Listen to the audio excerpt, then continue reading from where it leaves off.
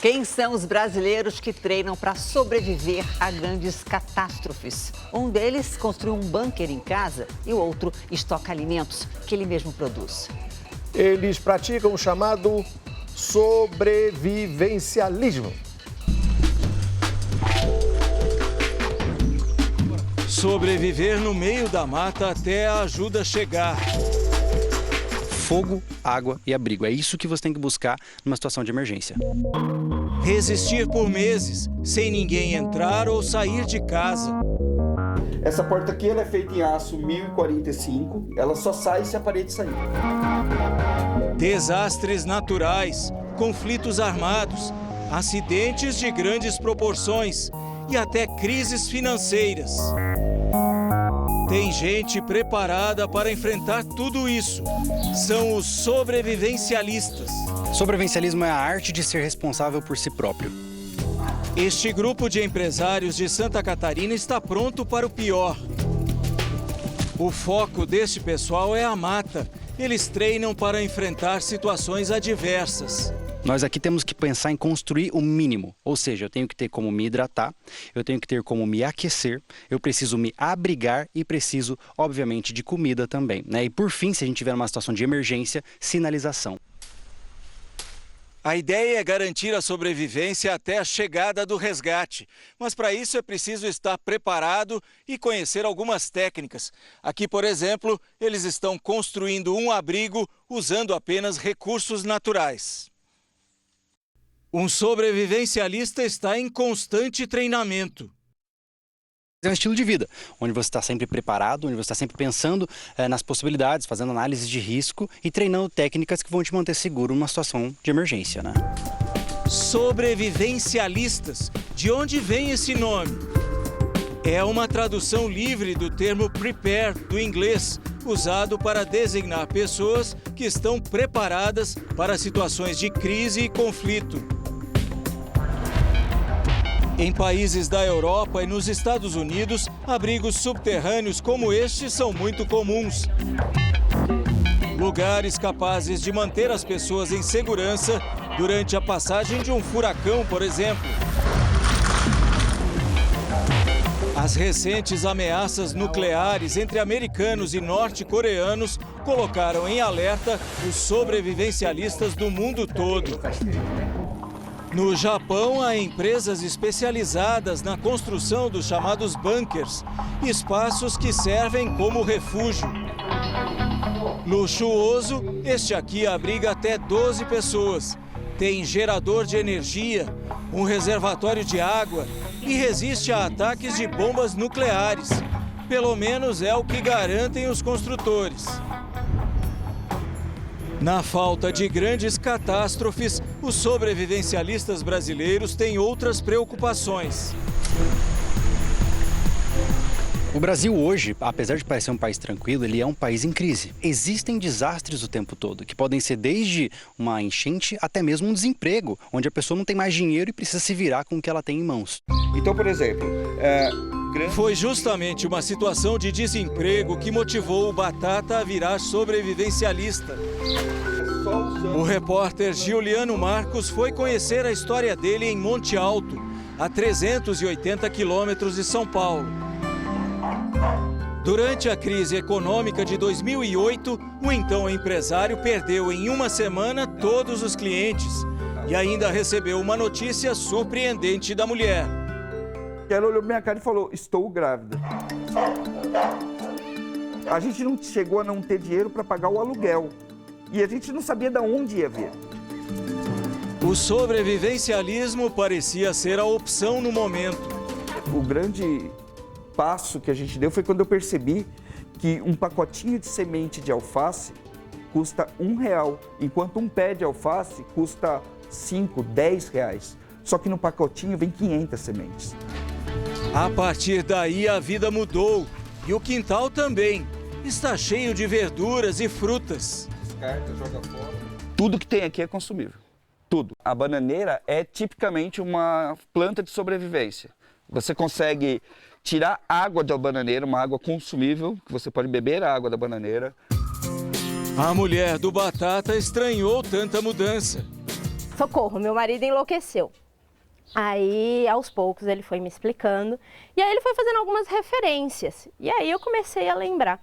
A minha família é uma família mais antiga, meu pai nasceu na época, logo depois da Segunda Guerra, então tinha muito essa coisa de fazer um estoque de emergência. Aqui as galinhas vivem soltas no quintal. No ano passado foram 1.500 ovos. E os coelhos são animais de estimação? Não. Um casal de coelhos dá 7 filhotes de coelho por mês. Se deixar, eles dão 7 coelhinhos por mês. Em 2 meses, esse coelho tem 1,7 kg. Então você tem quase 30 quilos de carne em 2 meses, se por acaso você não tiver condição de comprar. Na cozinha, fogão a lenha.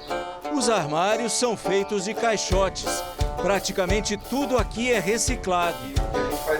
Nós pegamos esse fogão numa caçamba. Isso daqui é um desidratador solar. Esse desidratador solar também é todo captado. Isso daqui você não gasta nem R$10 para fazer. Você vai precisar de um martelo e alguns pregos. Então aqui você tem pimentão, cenoura, cebola, pimenta e tomates. Tudo daqui do quintal. A ideia é desidratar tudo isso, tirar toda a água. Tirar toda a água usando a energia do sol, de graça, e fazer com que isso se preserve por tempo indeterminado. A gente está falando de meses? Meses, anos. Só que você não vai conseguir, como a gente vê nos filmes, acender a lenha do fogão com 2 gravetos. Talvez consiga, é possível. Existe uma técnica para isso. Só que já inventaram coisa muito melhor, que é isso aqui, ó. Batata usa uma pederneira. Já acendeu? Já acendeu. Uma barrinha de ferro capaz de produzir faíscas. O que ela faz é uma faísca que chega quase a 3.000 graus.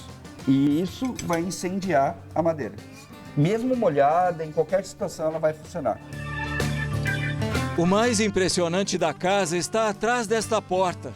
É o quarto de emergência. Essa porta aqui ela é feita em aço 1045, com 3 milímetros de espessura, e ela é totalmente reforçada.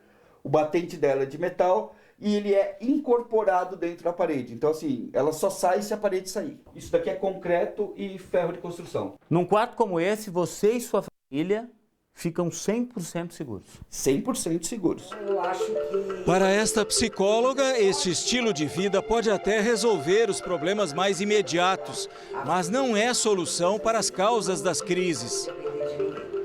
Medidas só individualistas, elas são perigosas. Eu acho que ela também teria que contemplar uma proposta de coletiva. Mas Batata se sente mais seguro sabendo que a família pode sobreviver por 6 meses neste cômodo. Novembro de 2011. A gente está falando aí de mais de 6 anos. Isso. E esse arroz tá bom? Ele está programado para ser aberto em 2021. Um brasileiro famoso também se prevenia contra o pior com uma saída de emergência secreta. Nesta mansão em Ubatuba, litoral norte de São Paulo, Clodovil Hernandes passou os últimos anos de vida. O estilista, apresentador e deputado federal morreu há 9 anos sem deixar herdeiros. Recentemente, a mansão passou pelo 2º leilão, mas ainda não tem um novo dono. A repórter Elaine Heringer já mostrou aqui no Domingo Espetacular a passagem secreta que Clodovil mantinha em casa. Aqui no quarto. Isso é uma maca de massagem, né? É um bunker mesmo, gente, olha só. Tem uma escada. Vamos ver aqui, tem mais um cômodo. Olha, entrada de ar, energia, dava para ficar algum tempo aqui. E essa porta, vamos ver, dá direto para a mata. Túneis secretos como esse, às vezes, podem dar acesso a tesouros, como os que foram enterrados pelos empresários catarinenses, aqueles do começo da reportagem. Tubo que vai garantir recursos para que você possa, mesmo sem equipamento, sobreviver numa situação de emergência. Júlio atravessa o riacho para revelar onde está enterrado o segredo. A gente Exatamente. Hoje no Brasil nós temos mais ou menos 25 tubos já espalhados em diversas localidades que nós em expedições entregamos e também entre parceiros, porque sobrevivência é sobreviver em grupo, né? Para achar só com os dados de localização de cada cilindro. Mas o que tem dentro dele? Isso aqui é uma espécie de tecido que, apesar de parecer simplista, ele pode servir para aquecimento, ele pode servir para filtrar água, ele pode servir até mesmo para confeccionar armadilhas e abrigos improvisados. É uma espécie de lenço israelense, né? Além disso, nós temos aqui dentro também, deixa eu mostrar para vocês, ó, eu tenho aqui 600 ml de água. Se eu não tiver nenhuma outra capacidade de buscar por recursos, eu pelo menos tenho isso aqui de água. Com isso aqui de água eu consigo sobreviver pelo menos um dia fácil, e é isso fazendo esforço físico. Além disso, temos uma pederneira. Para você garantir que um indivíduo consiga utilizar os recursos, nós temos aqui, inclusive, já uma conversa para a pessoa que encontrar esse tubo poder entrar em contato conosco numa situação de emergência. Para disseminar ideias e técnicas, o grupo catarinense, assim como o casal paulista, mantém páginas na internet. Porque sol é de graça e é um combustível que eu nunca vou perder. Testamos na prática algumas das teorias. Primeiro, encontrar água para beber. Num riacho, as chances dessa água estar contaminada com bactérias e tudo mais é muito grande. Então, se você tiver, por exemplo, um filtro de água capaz de filtrar essa água, ou até mesmo pastilhas de cloro para poder purificar essa água, você já garante o mínimo do mínimo, que é se manter hidratado, né? Ébano prepara uma armadilha para conseguir alguns peixes para o jantar. Isso aqui é uma armadilha simples de garrafa PET para pequenos peixes, tá? Onde você faz um buraco no meio da garrafa e insere um bocal de outra garrafa no meio. Então o que acontece? O peixe entra e não consegue sair. Só precisa colocar algum tipo de massa, um pão velho ou até mesmo farinha. É muito eficiente para pequenos peixes. E não é que os peixes caíram na armadilha. O jantar está garantido.